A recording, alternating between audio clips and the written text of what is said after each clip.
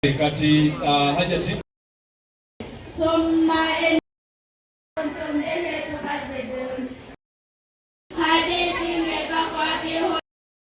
ne Deputy Town Clerk Sebo bubiri bokka وتقواها قد أفلح من زكاها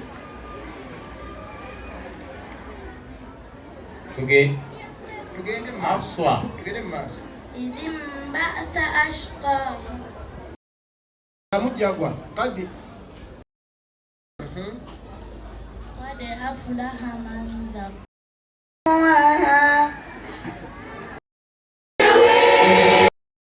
abana punyo wakawo perfume ebizigo ekyangwe gloves tunigana amaanyi n'obusaasi bwe tumala ne tumusitanda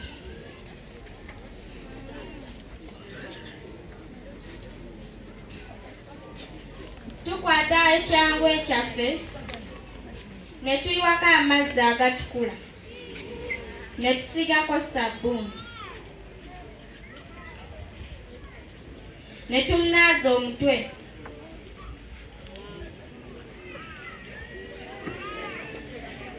ne tumukuuta sajja eyajja mu maaso obulinga busatu insha allahu taala.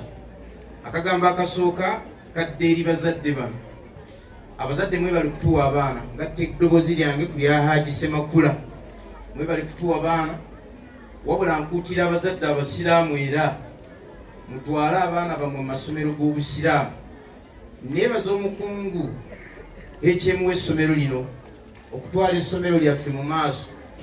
Namulambuddeko emabegaawo mu ofiisi ye n'antegeeza nti twafunako wano 3 consecutive years ng'abaana baffe wano be basinga mu Mukono yonna. Ekyo ne kibeera nga kyetaaga okukubirako mu ngalo ne takbiiri eyawaggulu. Takbiir! Takbiir! Baffe tegakola ssebo webala omulimu. Nsaba Allah akukuumire ku ssomero lyaffe. Ensonga ey'okubiri, njagala kutwala omukisa guno okukunga bakulembeze bannaffe insha Allah, tandikira ku Kinfu bazzukulu ofiisi gye yakwata nnene. Abasomesa baffe abasiraamu bamaseeka ffe tulina okuboogerera. Ewalala tuwulira nti babalookingira baloobinga bafuna omusaala bali ku peeroolo. Ne bamaseeka baffe mu butuufu embeera yaabwe yakweyiya batuuka ekiseera nga bannaabwe bafuna emisaala, b'obusaala bwe bafuna bwa kikuggu afunayo $5,000 3. Kinfu bazzukulu RDC waffe omulungi Hajjati Nabitaka, nsaba insha Allahu taala baseeka baffe abatendeka abaana bano okunaaza abafu, okuuma kalicha zaffe ez'obusiraamu nabo mubaloobingire babeere nga bafuna. Twakyogerako juzi n'ekisentebe oyo Hajji Haruna ne tugaa nti tugenda kukinyiikirira oba kitandikira Mukono kitandikirewa Mukono, naye ng'abawalimu baffe basasulwa mu masomero gaffe naddala aga gavumenti agamanyikiddwa. Tweyanzenge tusanyusa okukulaba. Salama kyokutandika essomero lino. Hajjati wazze ku mukolo ogwa Quran competition and Islamic Culture Day. Gwe guno omukolo gwe tuliko. Essomero lino lirina abaana 1,272 naye nga bw'olaba abaana abatudde wano abalala gye bali eyo mu kiraasi n'abantu abalala wano we bali bangi, naye nga ekizibu kyaffe wano space. Nninza okubuulira nti mu kyokusatu ekimu kirimu abaana 147 basomera mu kiraasi emu. Obuzibu bwaffe wano space, naye nga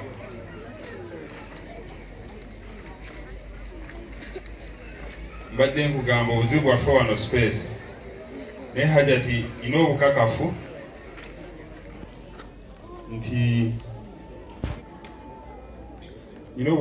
nti nga bw'ozze wano osobola okutuyamba okutubeiringa out tusobole okufuna ebizimbe abaana baffe mwe basomera.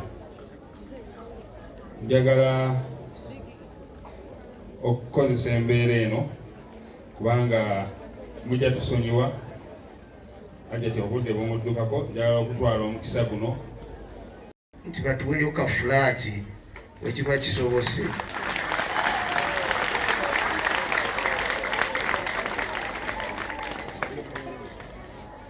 Ekirala, omugenyi omukulu maama bw'oba ozze wano buli omu amanyi nti kifu bazzukulu bw'abeera mu kifo wabeerawo okujaganya okw'enjawulo, eddoboozi lituuka butereevu ew'omukulembeze. Bino nga bibiri bye naalisabye. Ekisooka, Mukono tulina enteekateeka ey'okulaba nga tubona disitulikiti eno ate nga tukola emirimu. Nyabo neeyama okulaba nga ngulira buli ow'ettwale pikipiki mu disitulikiti eno, era bwenjogerera nakafuna pikipiki 3 eya Jeno Katumba Wamala emu, n'eyange emu, n'eya Kaazi emu. So we naalisabidde ti ofiisi ennene eyo bwentoopiingirawo butoopiingizi, saba busabye Allah ajja kubanga wali tugamba bugambi nti tukyali ku mugendo jjajja tova ku ki? Tova ku maini. Akasembayo kano kammwe naddala abaana abasomi. Waliwo omukugu omu ayagamba ti omugezi omu ayeebase asinga ababuyabuya. Ne Deputy Town Clerk Sebo naawe obubiri bwokka kubigoberera era n'okutuukako. N'ekisembayo kakasa tusiima nnyo gavumenti byonna byetukoledde okulaba nti amasomero gaffe gabeera bulungi. N'obugambo obwo tweyanzizza nnyo, era n'ekisembayo essomero lyaffe era ery'Abayisiramu matono nnyo mu Mukono Municipal Council. Enkuba yatonnya mu mwaka guno n'erijjako amabaati gonna ery'ekiwanga obumeeya. Bwe mwatudduukirira through the Education Department ne tulizimba ne tulisereka, twebaza nnyo. Kati era abaana bazeeyo mu kiraasi paka bututuusize yadde ba RDC bonna bakimanyi, twali nabo, naye ate naye bw'okiwulira kituwa essanyu. Abazadde mwebale nnyo, tubagaliza olugendo olungi.